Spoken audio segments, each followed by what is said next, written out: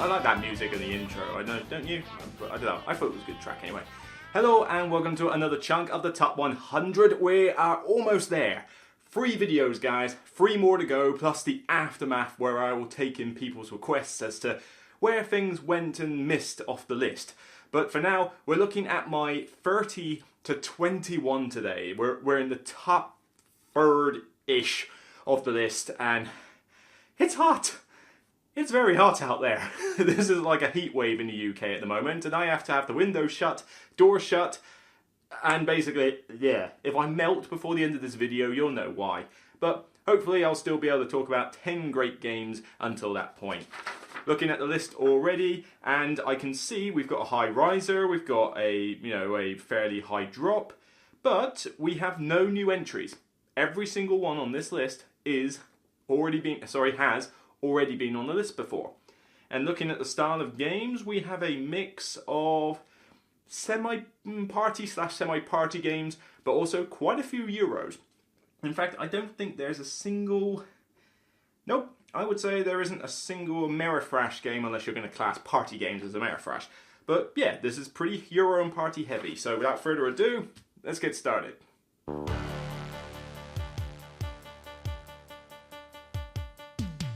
Before we kick off, just a friendly reminder, if you like what you see, please subscribe to the channel. You can see the subscribe button below this video, and like I say, I'd love to hear from you guys, so please feel free to comment in the comment section and provide any constructive feedback or even just friendly comments about whether you like or dislike some of the games that are on this list. Now to kick off, number 30. Now, this one has risen, this is the high riser actually, 22 whole places this has gone up, and it's got nothing to do with fancy additions. It's just that it's been brought to the table a little bit more often because it's a nice simple Zen game. In fact, this is like the poster child of Zen games, and I know for a fact that it's gone down well when I've taught it to new players at DICE events. It looks the business on the board, and this might be one of the favourite games of the host of one of the UK Facebook chat groups. Okay, that's a lie. He absolutely detests this game, but whatever. This one is still on my list and he's going to hate it, but Tokaido. And yeah, this is just a lid. I don't want to pick up the entire deluxe box and have it on there because then I'll lose half the stuff in the insert. But Tokaido is still a good favourite of mine. If I want to calm down for any reason, like, stressful day, I need something light, something fluffy. Here you go. This is the poster child for that sort of thing. It's just so nice to play. Looks the business. I mean, this is the fancy deluxe edition that I've got, but even if you've got the base set, it still looks gorgeous. I've got the expansions in here, which really, they double the amount of options that you have as you travel along this road, going to places to get panoramic pictures, to get souvenirs, eat at restaurants, donate to temples, very light stuff. People seem to have a problem with this game being almost autopilot. It's not really when you think about it, because you have got to move along this path and visit all sorts of places, get souvenirs, panoramic pictures, eat at restaurants, the works. But you have to pay attention to what your opponents are doing. You need to know whether they're going to block your spaces, whether you should block theirs, because it's not just about what you can get, it's about what you deny your opponents as well. And a lot of people forget that last part. They think only for themselves and forget that if the opponent's about to get that last panoramic picture, they should stop them doing that, because it denies them a lot of points. Denial is just as good as getting your own points in games. But it's just so streamlined, so easy to teach, so easy to play. And as people play it, they just instantly calm down, they settle. Yeah, there's a bit of tension and a little bit of oh, you took my spot or whatever. But it feels so lighthearted, so almost nice. It's like being mean but nice. It's kind of weird. But as I say, looks the business. I love it. It's just I need a very light game, one that looks the business. Here you go, Tokaido. Still strong in my collection and high riser. I mean, this was in the middle of the list last year. I think I had the deluxe edition at that point, but even without it, I think maybe the expansions have brought it up for me, having those extra options. But it just goes down well at DICE events. People see it, they come along and go, oh, that looks really pretty, can we play that? Teach them it in 5 to 10 minutes, they're off. 45 minutes later, happy customers. Always does the business. So Tokaido starts this stuff strongly at number 30. And I'm sure everybody on the Facebook group loves this as well. Objection!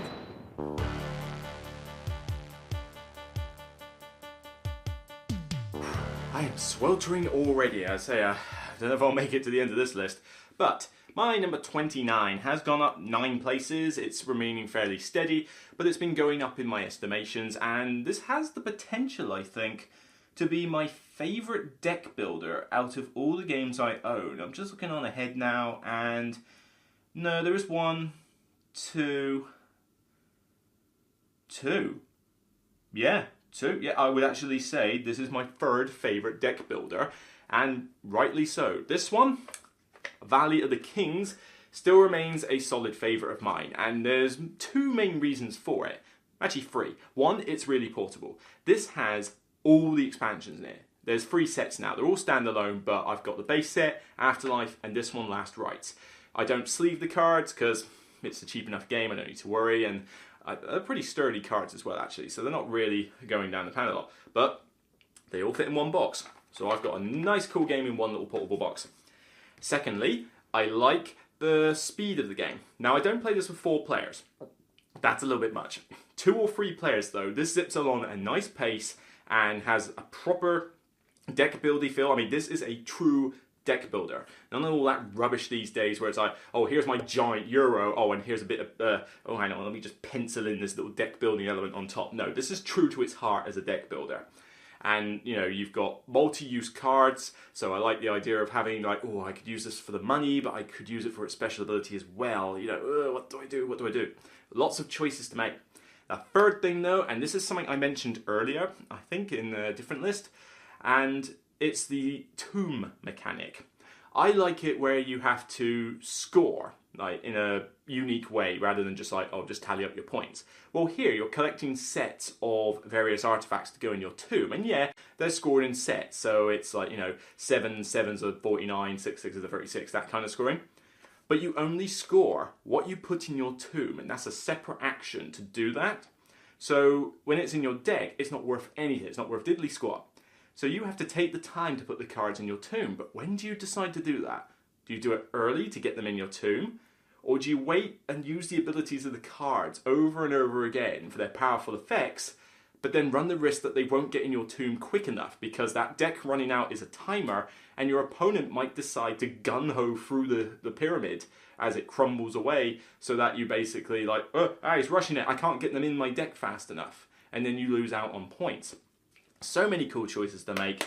One of my favourite deck builders, like I say, I think my third favourite deck builder in this list, but it's rising up. I mean, this has the potential to be a first or second best deck builder for me because I'm just really getting a kick out of it. I think one of the reasons it has gone up is Last Rites.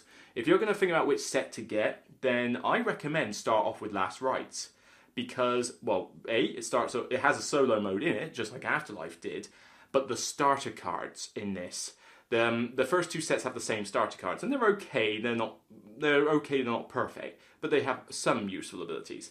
The starter cards in Last Rite, though, have replaced those starter cards, and I now use them in every single game. They're just so much more varied, so much better to use. But that's enough on about this one. Valley of the Kings, regardless of which set you get, this remains strong at my number 29, a solid deck building game.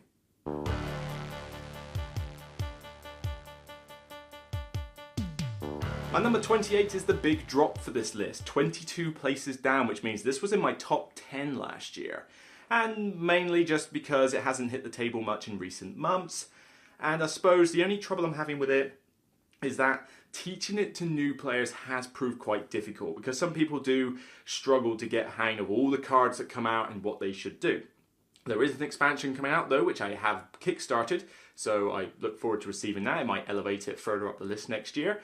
But yeah, this is a game I tend to reserve mostly for gamers who want something a bit more light-hearted in the theme. And this one I like to call when I describe it to people as Game of Life Euro Edition. Because it is, right here, The Pursuit of Happiness. Pursuit of Happiness from Artibia Games.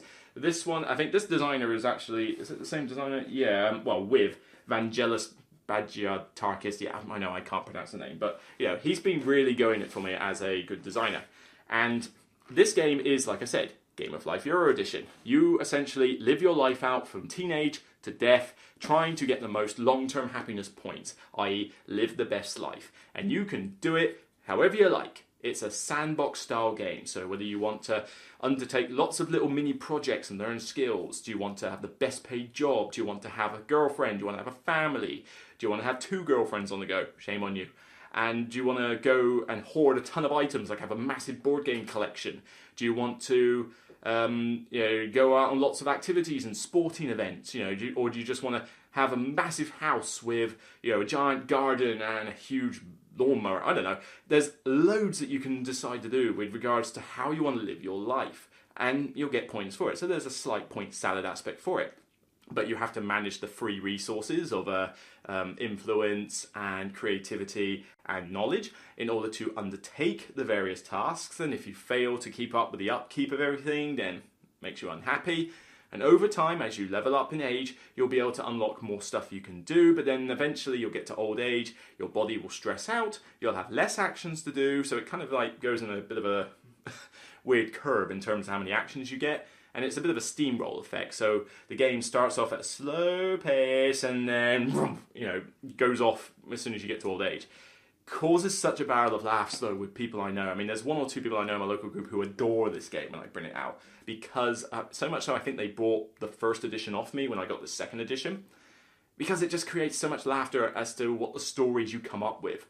I've had friends play this and they've become a ninja and the head of a motorcycle gang in their old age. I've had people lose their jobs at early adult age, vent out their frustration at a shooting range, and then still come back to do well in the game.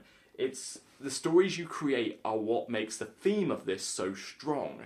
It is a strong thematic game. It is still a Euro game at the end of the day. It's worker placement with, action points and things like that, but so colourful on the table, so much themes, so much like enjoyment from telling your story. I mean, I stress, if you play this for the first time, try and live out your life as best you can. When I played the first demo of this, I tried to do me.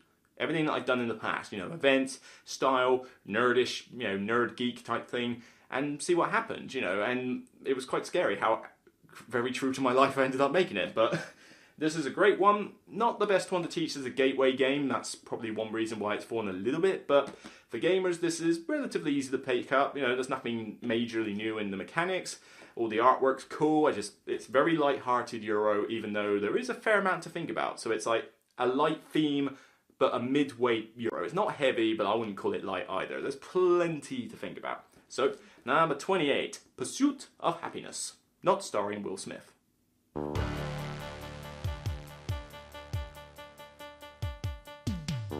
I'm melting. Yeah, I really am melting. It's like so hot. Wait, is winter coming yet? Seriously? Bring on the Army of the Dead while you're at it. I just need a bit of coldness in my life. Anyways, my number 27. Do you remember in the last list, I believe, I mentioned Vital Lacerda, and I was talking about The Gallerist. I said that there was one more game from the designer on the list, which despite me thinking Gallerist is a better design, this is the one I personally get more enjoyment out of. It's only dropped about 9 places, it's still high on my list, and even though it's a little bit hard to teach this one, and the rules were not perfect in the book, I'll admit, the rulebook's not great, but Vital, bless him, did actually put a whole geek list on Board Game Geek to explain the rules better, and that is where you should go to learn this game, because it's very good. Or you just get me to teach you, it works. This one is my favourite though in terms of personal theme and enjoyment, and that is, I've got to be careful because everything's kind of still in this box with the lid on, Kanban Automotive Revolution, or I just call it Kanban. It's based on a Japanese term, I forget the exact meaning of it, but basically think efficiency, it's Japanese, they're all efficient at everything. And Carman, oh yes, theme, super strong here. You are a model employee in a car factory and you are designing cars from the ground up. So you're getting the designs, then you're getting the parts, then you're assembling the cars, then you're testing them out on the track, and then you're improving the parts with innovation. And then you're going to board meetings where you set your objective goals that you can use from other players, or you have your own personal one.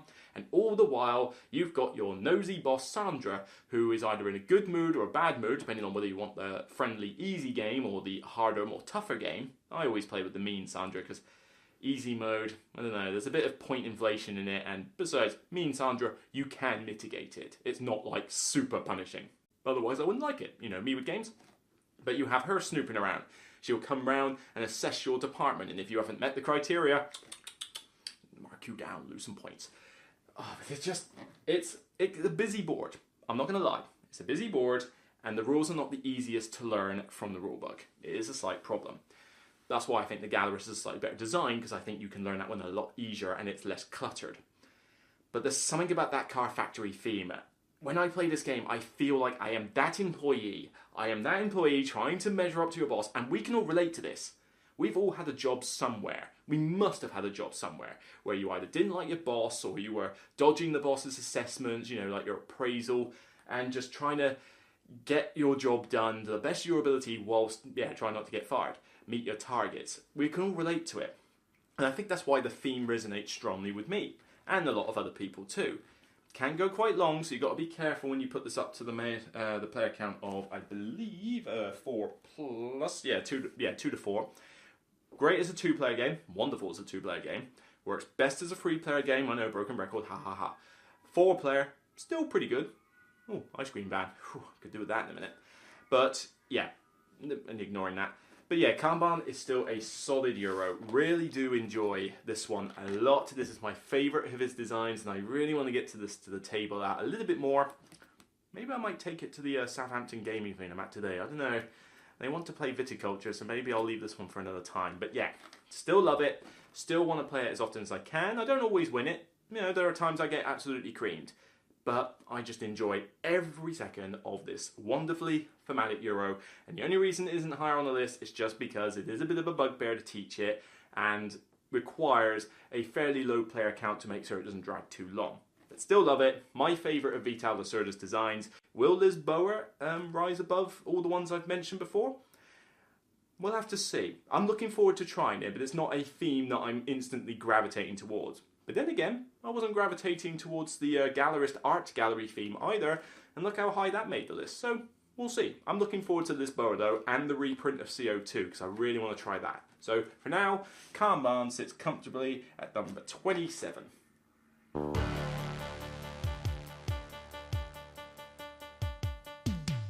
My number 26 has remained very steady. In fact, it's only dropped 5 places, so it was in this same chunk of 10 last year. This was one of my earliest Euros I remember. Well, actually no. It's an early Euro from when it was made, but it took me a while to get a copy of this. I paid a little bit extra and got a second-hand copy because it was out of print. Like mad it was out of print. You just could not get this for love nor money, but I was desperate to try it because I saw it being played. I saw it being played and liked the look of it. It is one of the most gorgeous looking Euro games I've seen.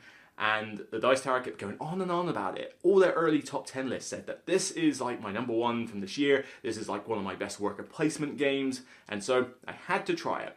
And it's consistently been one of my favourite Euro games to date. That is Ken Follett's Pillars of the Earth. Now some people want to call this dated. Wrong. Okay, wrong.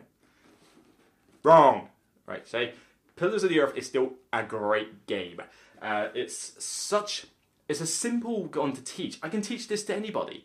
New gamers, hit and miss, but anybody else should be able to pick this up easily. And this is one of my few games that I say, you know what, I want more players. I want the maximum number of players of 4, because you get more tension with the worker placement spots. It doesn't scale as much down to 2 players. But that whole mechanic where you draw your worker out of the bag and then decide whether you're going to pay the money to use them early or wait, that's not being repeated in other games, and I don't know why. It's such a cool mechanic, and I think modern Euros could use that mechanic well, possibly even better. Okay, there's a luck element, but the game's 90 minutes max, you know, it's quite a short game for what it is, and there's still plenty to think about. And that whole, like, oh my god, drawn out at the wrong time is mitigated by the money aspect, though. Yes, you might get drawn out first, but you've got to pay like 7-8 gold for it. Are you willing to pay that money in order to get them out on the space you desperately need? Or are you willing to have them drawn out later, pay only a little bit of gold, but then run the risk that you couldn't get that exact space you wanted? There's a little bit of a push your luck aspect. There's a lot of cool Euro mechanics of converting the band's back. But one thing I love about this, If you've seen my Portsmouth on Board Facebook event groups, the picture I use for those events is this game, the Pillars of the Earth board. Michael Menzel is, in my opinion, the best artist that has ever graced a board game board. His art is just sublime. You look at all the little Easter egg details that he's got all over it, and I'm not going to turn the box around, you'll see a picture up, but oh, such a beautiful board. It is drop dead, icing on the cake gorgeous. And to make it even better, when I play this game, I've got the, you probably can't see them, and I don't think I can reach any either. Actually, maybe, yes I can. Here we go. Recognise these? These are the Stonemaier chests that they've been releasing with all the realistic tokens. That's the most recent 3 that they've done, but I've got all the original ones as well. Even the Power Grid one, which is kind of weird. But those ones, if you replace the tokens in this, the cubes, with the realistic resources, oh god, it is one of the most beautiful things you will see on a table. It really, really is. But aesthetics aside, I like this game. I don't need to know anything about the book. I've never read the book. I have no intention of reading the book. I hear it's getting reprinted. Please, please reprint this. I want more people to play it. Reprint it with a more interesting theme, or just make it generic cathedral building. I don't mind. But solid components, solid Euro, easy to play, but plenty of decisions. Love it, love it, love it, love it, love it. This was definitely worth the money I paid for it. Thank you, Dice Tower, for going on about it long enough, because I was more than happy to get it. The Pillars of the Earth.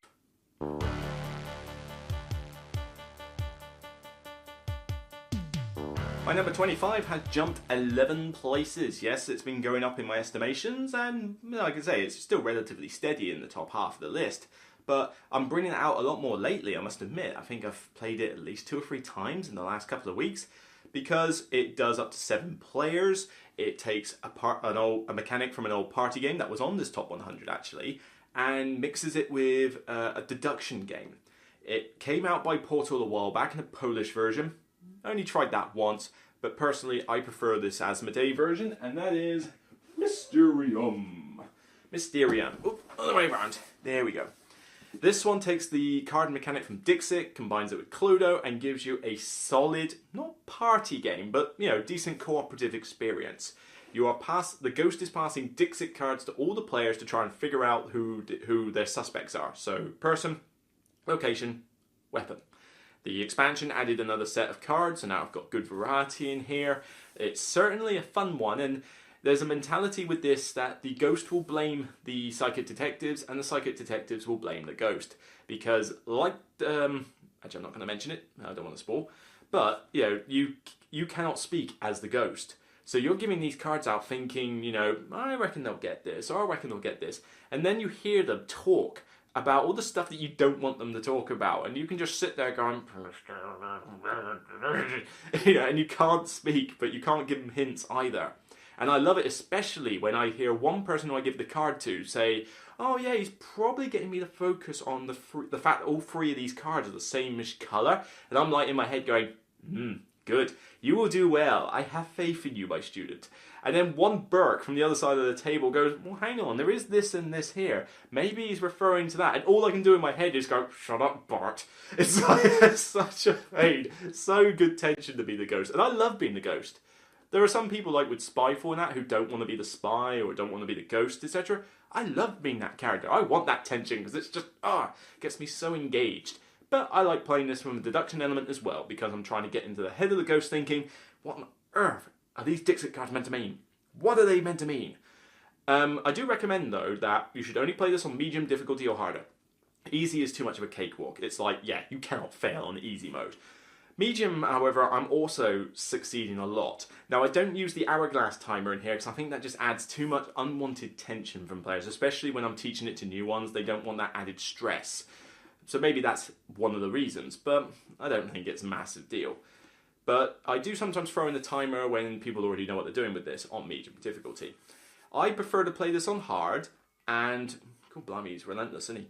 The hard mode on this is definitely hard, very hard. But it's a good challenge, and I have beaten it on hard mode, so it is doable. I'm really looking forward to the Secrets and Lies expansions, though, where I think you'll get more Dixit cards, please do. But you'll also get a replacement for the weapons, where instead of describing a weapon, you're describing a story element of how the murder took place. Whether that's going to make it really difficult or not, I don't know, but that's going to add a thematic element like no other to this game, and I cannot wait for that expansion. I want it, I want to review it, I want to try it, because it sounds brilliant. But for now, Mysterium still going strong, making the top quarter of my top 100, 25 Mysterium.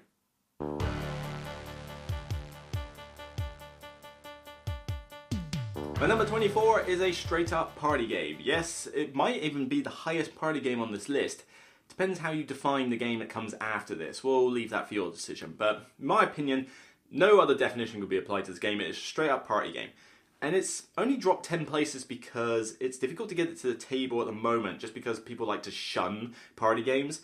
And I hate that. I love party games. Party games are just like the guaranteed way to generate laughter and just help people to settle, light-hearted, you know, like, whew, that was a heavy 3-hour Euro we just played. Can we now just like have something a bit of a fun antics? And this is one that I am falling out of my chair laughing at times, whether it's at conventions or at game groups or just with friends and family. It is a great one. That is Time's Up, specifically Title Recall. This is the version I use, and this is the version I much prefer to use. The original had people as the clue cards you were given. I don't like that, because if you don't know the person, you're screwed. Here, though, you have titles of songs, books, movies, TV shows, album titles, the works. So generally, you're going to have at least heard of most of these. And if you haven't, then they're usually able to be broken down, or you'll get what they are from the clues that other people use. The twist with this, though, compared to your atypical, oh, I describe a clue word to you, is it's done in 3 rounds. First round, you can say what you like, but, you know, you're not allowed to pass. So you gotta just keep going with it. The second round, you're only allowed to say 1 word, but you can pass. Interesting. And then the third round is charade. You can only use mime and sounds. So it just gets ridiculous as you go on. But you use the same 40 clue cards from the first round and the second round and the third round. So the clues that you said in the first come forward to the second and the third round. So even if they're wrong, people just remember them in their heads, and it's like, oh yeah, oh that one, yeah. So what you see people do, trying to describe as they get frustrated and stressed with their partner who's just sitting there, gormless, trying to figure out what they're on about, whilst they lose their marbles trying to describe the words. And I've had brilliant times with this, especially when 2 or 3 of the words are quite similar, or they've used the same clue to describe it. So when you come to describe it in later round, it's like, oh, that one, no, not that one. And people will be shouting at each other and laughing. Oh, it's a great one. I could do with some more cards for it, though, I think. I mean, I've still got a lot of cards in here to use. You only use 40, and there's something like 300, I think, in the box. 432 cards. Yeah, and you only use 40 at a time. There's a ton of cards in here. But I heard the US got expansions for this game, or they're getting them. I would like them over in the UK, please, because I will buy them. Sell them in the UK, the Time's Up Title Recall expansions, I will buy them. There you go, guaranteed sale, profit. And really do love this one. I wish more people would stop giving party games a hard time, though, because they deserve recognition as games as much as your 3-hour Euro, as much as your Amerifresh Dice Chucker, as much as your card game LCG. These are still great games, and this one is consistently high in my top 100 because I just get a kick out of every game I play of this. Time's Up Title Recall 24.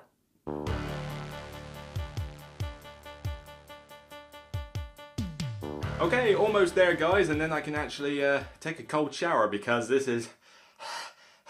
I'm like a panting dog. It's just like so hot and uncontrollable. But this one has climbed about 4 places, so it's been consistent in this chunk of 10 in the 2 years to go. And this one might be my favourite party game. It depends. You can call it a party game, you could call it something else. I think it's sort of described as a party game, so I'll leave it to your definition, whether this one or Time's Up remains my favourite. But this is one that comes from the Dice Tower Essentials. It is hilariously good fun, preferably not necessarily with 5 players. I like it with 3 or 4, but 5 players is not too bad. You just have to kind of speed things along, moderating it. But the expansion's due out soon. I'm looking forward to that. And I use a house rule in this game where you don't have the face-up discards, you have just like the one big deck, and that tends to speed things up a bit. Of course, I am talking about... not that little game, that's Mijin Leaf. Decent little abstract, but not on my top 100. This one is, though, Sheriff of Nottingham. I really do enjoy playing this one and just either lying, bluffing, or telling the truth even, in this great game of laughs, where one person is the sheriff and they take it in turns, whilst everybody else is a merchant trying to sneak stuff past the sheriff. They could be telling the truth, they could be lying to your face, but there's contraband you want to sneak through for high value, or if not, you want to get the legal goods through and have the most of a particular set, because you get the most apples, the most cheese, then you get the most points and a second place for it. Very simple rules. That house rule where you don't have face-up discards speeds up the game a little bit. I heard it on the Dice Tower live play, they tried it, and I thought, yeah, this kind of works. You just have the face-down deck, but you get to have an extra card in your hand to mitigate that lack of choice.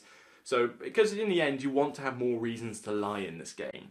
Whereas if you have the face-up discards, chances are you found what cards you were going after.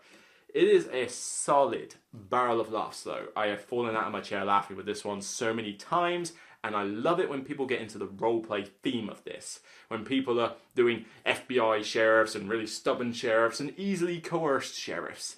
People are role-playing the merchants, like the baker just wants to make a living, somebody's got kids to feed, somebody's like, you lied to me before. Yes, and I've turned over a new leaf, sir. You know what? You taught me the error of my ways. Here's free cheeses. It's great.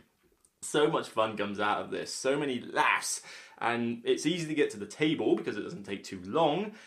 3 to 4 players, very good. 5, a little bit long, but still great. Having all those players hand you bags, and it's like, who's screwing me over here? And the only flaw that I have with this, other than it's slightly group dependent, but then that's kind of what it is with all negotiation games, is some people don't understand the importance of bribing the sheriff. The sheriff is worth bribing. Too many people will just give him the bag and say, and it's like, wrong. No. Yes, you're giving the sheriff victory points, but sometimes what's in your bag is worth it. And sometimes the sheriff will be like, well, okay, you're sneaking rubbish through, but you're giving me something for it. I'm getting victory points, you're losing them, offset by what's in your bag. Might be still worth doing though. So be willing to accept and offer bribes because they do have a purpose in this. Expansion's coming out soon, All the Merry Men I think it's called. Looking forward to it, can't wait to try it out. But for now, even without that expansion, the expansion might even elevate it further up the list next year, we never know. But for now, still love Sheriff of Nottingham. If you think this is a party game, then this is my favourite party game. If you think Time's Up is the party game and this isn't, then fair enough, juggle the two. But love them both, great barrel of laughs. Sheriff of Nottingham.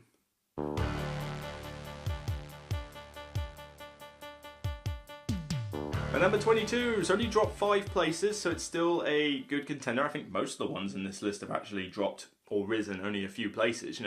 When we get to this area of the list, unless they are massive new entries, you're probably going to find that they have, been relatively steady from the previous years.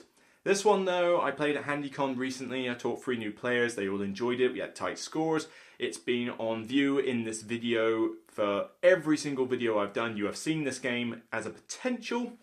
It's huge, it's a big Euro, one of Uwe Rosenberg's best, my personal replacement for Agricola, and it is the giant monstrosity that is Caverna the Cave Farmers.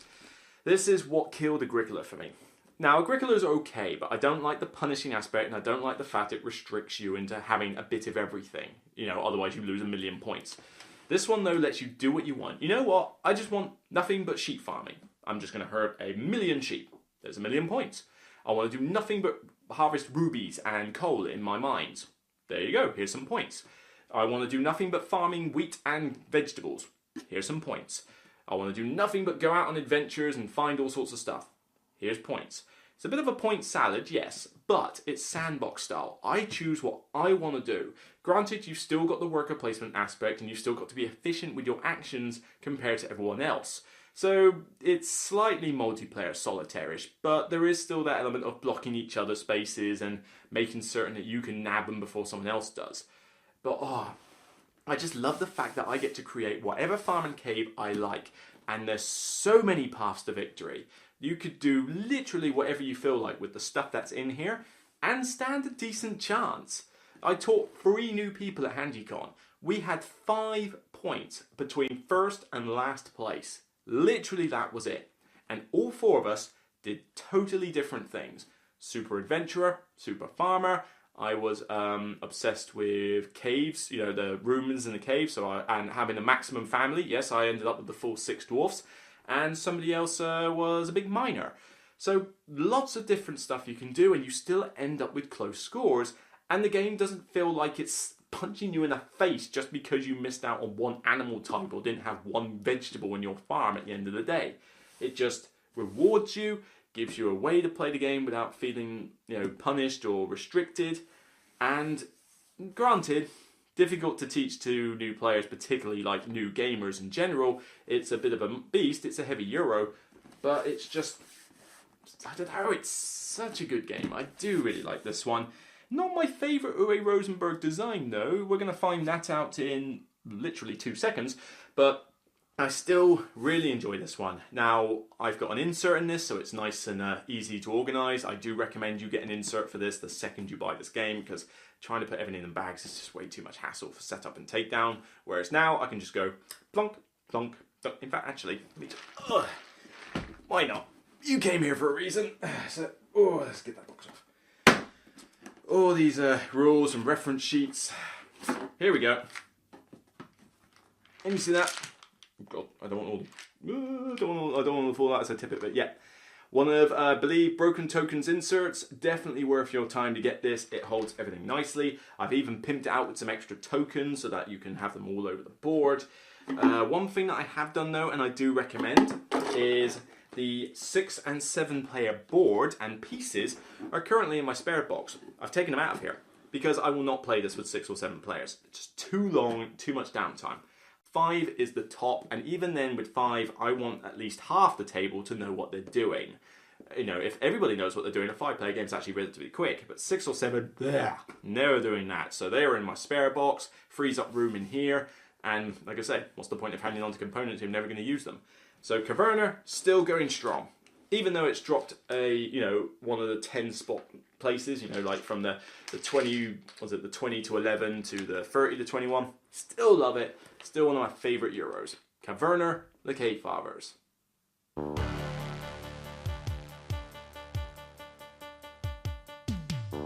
And now my number 21 finally climbed 11 places actually. It's done pretty well and it's just managed to edge out Caverna as my favourite Uwe Rosenberg game.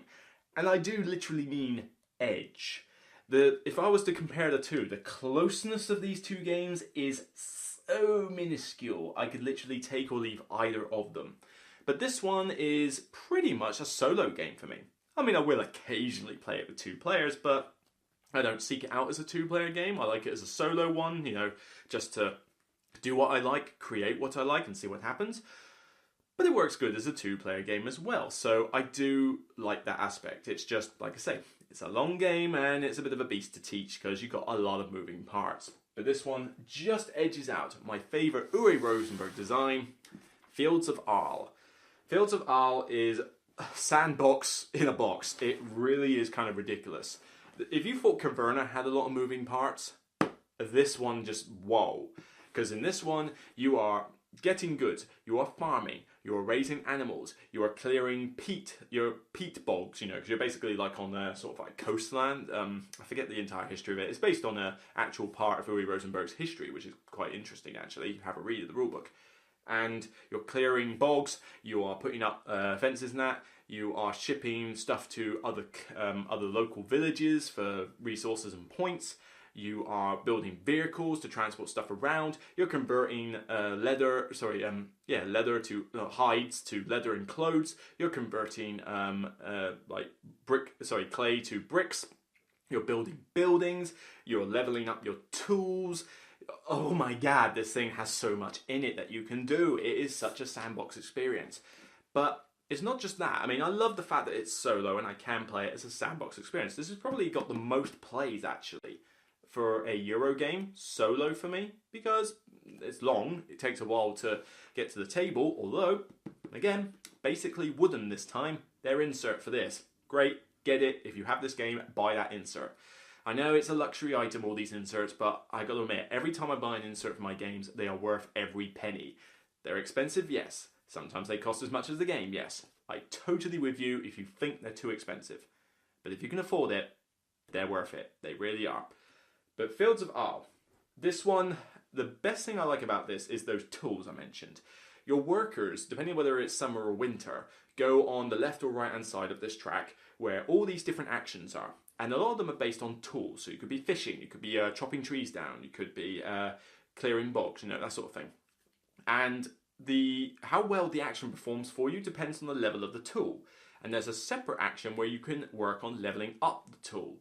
So if you're chopping trees down, for example, and you go to that space, you might just get 2 wood. If you spend the time to improve the tool, though, then when you go to that space next, you'll get 3 wood, and then 4 wood, and then 5 wood. And everything is points. I mean, this is one of the biggest point salads I have seen. Literally, it's a smorgasbord of salad leaves, as you are, it is a full Mediterranean Tuscan salad. I don't know, it's like with extra Greek feta cheese on top.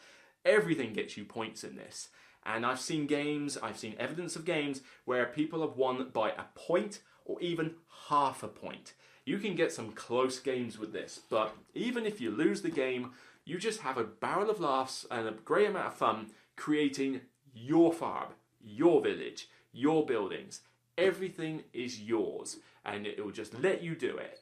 Granted, like I say, how well you do depends on how efficient you are, as with all worker placement games, but this one just doesn't hold you back. It doesn't hold you by the hand either. You got to work for what you want, but it just says, what do you want to create? Have fun. And that's something I like about some of Uwe Rosenberg's designs, where he just lets you get on with it and have fun. Well, at least since the Agricola days anyway. So, rounding off this list, Fields of Arle, my number 21. And there we go. 2 more videos left, guys. We've got 20 to 11 and then the 10 to 1. 20 more great games to talk about. What possibly could make those 2 lists after I've just talked about these great 10 and the other, 70 before this. I love these games. We are in such the creme de la creme of games now that every single one I talk about is one I love and adore and would gladly play. I'm that passionate about it, that enthusiastic about these games, and I really can't wait to start talking about the next 20. Really can't. It's gonna be great. Cannot wait. But for now, I'm going to get a drink with some ice because it's really, really hot and I'm sweltering. So that's it for me. I hope you're enjoying the sun a little bit more than I am at the moment. Don't worry, I'll get some vitamin D later. I'll go out for some runs and stuff like that. So without further ado, I'll leave you with this. Remember, it's only a game, and I'll see you on the next batch of the Top 100. Take care, everyone.